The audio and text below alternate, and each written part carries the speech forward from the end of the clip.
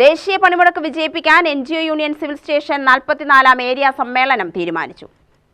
തൊഴിലാളി വിരുദ്ധ ലേബർ കോഡുകൾ പിൻവലിക്കുക, മഹാത്മാഗാന്ധി തൊഴിലുറപ്പ് പദ്ധതി സംരക്ഷിക്കുക, സിവിൽ സർവീസിനെ തകർക്കുന്ന കേന്ദ്ര നയങ്ങൾ തിരുത്തുക, PFRDA നിയമം പിൻവലിക്കുക, പഴയ പെൻഷൻ പദ്ധതി പുനഃസ്ഥാപിക്കുക, NEP പിൻവലിക്കുക, പൊതുവിദ്യാഭ്യാസം സംരക്ഷിക്കുക, കരാർ കാഷ്വൽ നിയമനം അവസാനിപ്പിക്കുക, ഫെഡറലിസം തകർക്കുന്ന കേന്ദ്ര നയം തിരുത്തുക എന്നീ ആവശ്യങ്ങൾ ഉന്നയിച്ചുകൊണ്ട് action council of state employees and ടീച്ചേഴ്സിന്റെയും സമരസമിതിയുടെയും സംയുക്ത ആഭിമുഖ്യത്തിൽ ഫെബ്രുവരി 12-നാണ് പണിമുടക്ക് നടത്തുന്നത്.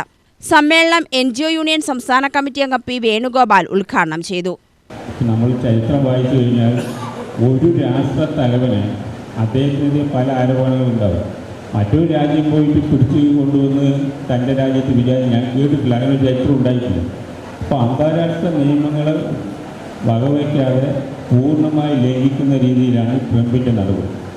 എന്നാൽ അതിൽ ഒരു ശക്തമായിട്ട് ഒരു എതിർപ്പ് ഉണ്ടാകുന്നുമില്ല. പക്ഷേ മഡൂറോയെ ഞാൻ പൂർണ്ണമായും ന്യായീകരിക്കുന്നില്ല.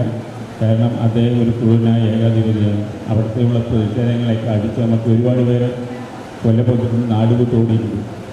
അവിടെ ഇലക്ഷൻ എന്നുള്ളത് അദ്ദേഹത്തിൻ്റെ പാർട്ടിയെ ജയിക്കുന്നു.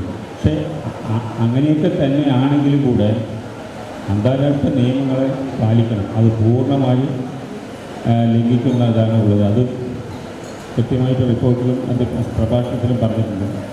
ഏരിയ പ്രസിഡന്റ് ബിന്ദു അധ്യക്ഷത വഹിച്ചു. ജില്ലാ സെക്രട്ടേറിയറ്റ് അംഗങ്ങളായ മുഹമ്മദ് റഷീദ്, PK രാമദാസ് എന്നിവർ പങ്കെടുത്തു. ഏരിയ സെക്രട്ടറി പ്രവർത്തന റിപ്പോർട്ടും ഭാവി പരിപാടികളും, ഏരിയ ട്രഷറർ ശ്രീദേവി വരവ് ചെലവ് കണക്കുകളും അവതരിപ്പിച്ചു. Area joint secretary Anandu SL അനുശോചന പ്രമേയവും ജില്ലാ കൗൺസിൽ അംഗം പ്രദീപ് കുമാർ തനത് പ്രമേയങ്ങളും അവതരിപ്പിച്ചു. സമ്മേളന പ്രതിനിധികളുടെ മക്കൾക്കായി ചിത്രരചന, ലൂഡോ തുടങ്ങിയ വിനോദ പരിപാടികൾ സംഘടിപ്പിച്ചു. UTV news, Palakkad.